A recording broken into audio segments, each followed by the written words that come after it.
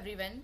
Basically, I completed my BTech in Computer Science Engineering with a specialization Data Science NIT from Greater Noida 2024. I completed my 45 days internship Evision TechnoServe Private Limited, and I would like to share my experience.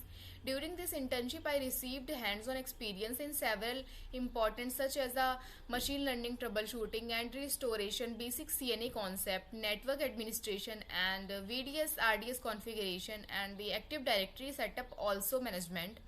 And I also learned many essential skills required for the IT support and system administration. The trainers at a very important role in my life and supportive and knowledgeable. They guided me throughout the learning process with practical scenario and real time scenario which helped me understand the concept more effectively. And I would like especially thankful to Priya ma'am and guided me throughout my internship journey. Her encouragement and guidance played a very important role in my learning and confidence.